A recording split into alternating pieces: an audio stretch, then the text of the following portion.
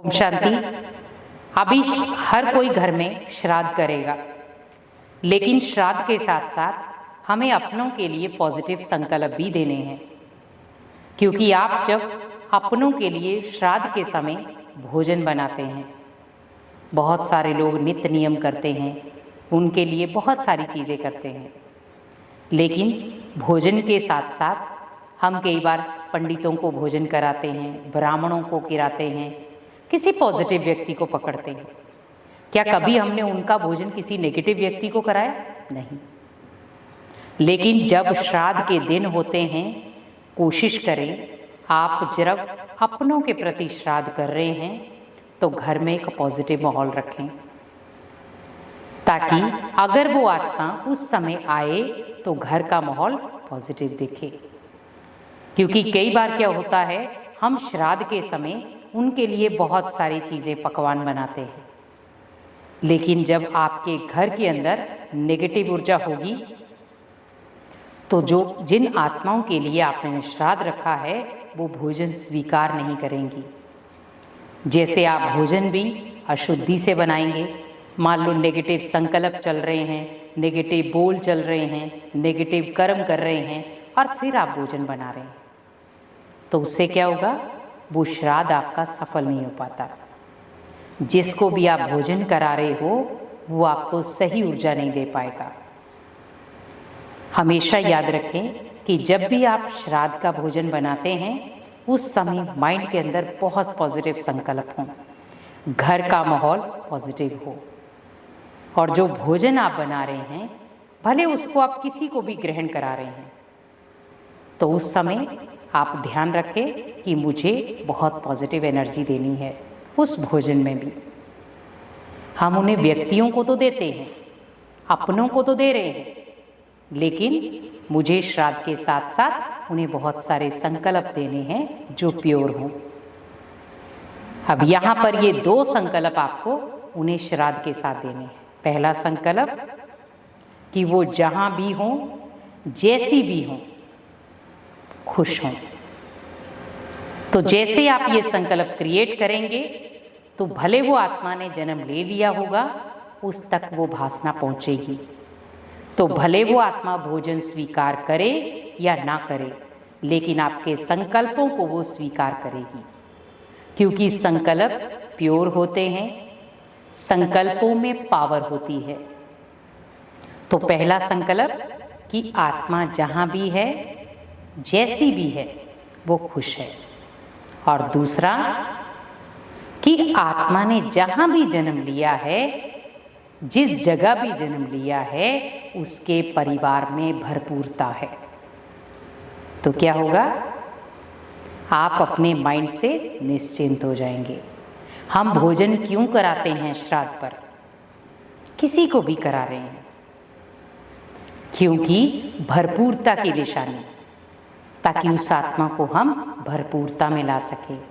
लेकिन यहाँ पर ध्यान रखें कि हमें भरपूरता देनी है, लेकिन इन दो संकल्पों के साथ कि उसका अगला जीवन भी भरपूर हो और उसके जीवन में खुशियाँ भी हों। जब ये दोनों चीज़ें होंगी तो उसका जीवन हमेशा खुशनुमा ही रहेगा।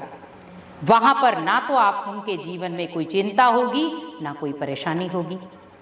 कई बार आपने देखा होगा, बच्चा एकदम से सोया होता है, सोते सोते एकदम से मुस्कुराना शुरू कर देता है, तो हम कई बार क्या कहते हैं, पता नहीं ये सोए सोए क्यों मुस्कुरा रहा है।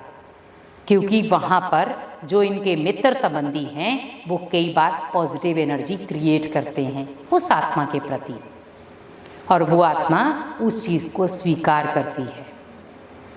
तो आप सोचिए कि भोजन से पहले तो आपकी उसने मन की शक्ति स्वीकार कर ली, मन के संकल्प स्वीकार कर लिए, तो शक्ति किस में थी, भोजन में या संकल्पों में?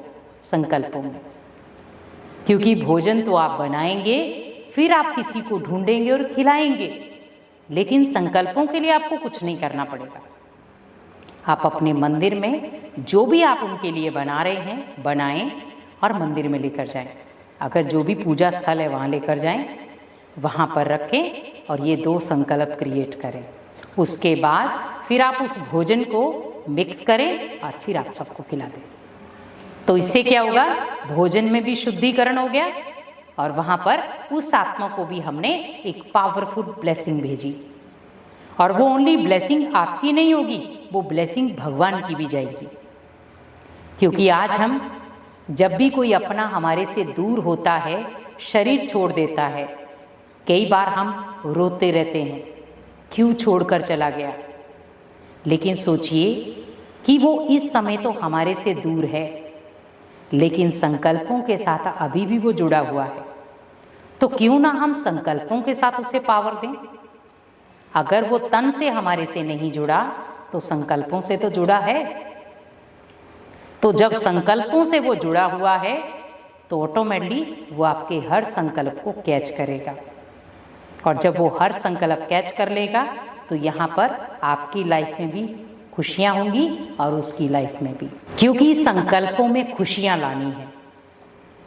आज हम जो भी चीज़ कर रहे हैं, जो भी उनके लिए नित्य नियम कर रहे हैं, पर आपको कोशिश करनी है हमें वो विधि पूर्वक करनी है। एक टाइम पास नहीं कि ठीक है हमें एक जिम्मेवारी निभानी है, बस उस जिम्मेवारी के आधार पे हम करें। नहीं, अगर हम जिम्मेवारी के आधार पे करेंगे तो कभी वो सफल नहीं होगी, कभी वो विधि पूर्वक नहीं होगी।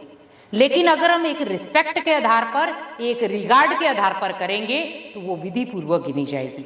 उसमें बल भी होगा, शक्ति भी होगी और एनर्जी भी होगी, और उस आत्मा को वो शांति और खुशी भी दे पाएगा। आज हम यही तो चाहते हैं कि हमारा अपना अगर हमारे से दूर चला गया है तो मैं क्या करूं, उसको मेरे सामने नहीं है, कहीं दूर है, कहीं दूर उसने जन्म लिया है। तो यहाँ पर बैठे बैठे मुझे पावरफुल संकल्पों से उसके जीवन में खुशियाँ लानी है। जैसे वो हमारे घर में था तो हम सामने उसको खुशियाँ देते थे, लेकिन वो सामने नहीं है तो मुझे अभी ऐसे संकल्पों से खुशियाँ देनी है। तो आपको खुद लगेगा कि उसमें बहुत सारी एनर्जी भर रही है, तो वो आत्मा भी महसूस करेगी और यहाँ पर आप भी महसूस करेंगे। आपको खुद लगेगा कि जैसे जहाँ पर मेरे को थोड़ा थोड़ा स्ट्रेस था वो धीरे धीरे खत्म होना शुरू हो गया, क्योंकि वहाँ पर वो आत्मा खुश होना शुरू हो गई। तो जब वो आत्मा खुश होना शुरू हो गई, आप टेंशन फ्री होना शुरू हो गए। लेकिन जब वो आत्मा दुखी होगी तो कहीं ना कहीं दुखी क्यों होगी, क्योंकि आप दुखी हैं। इसीलिए कोशिश करें, जो जाने वाला है वो चला गया, लेकिन हमें उसके लिए हमेशा एक पॉजिटिव एनर्जी देनी है। ये नहीं है कि वो हमारे घर से चला गया, शरीर छोड़ दिया, अब वो वापस नहीं आएगा।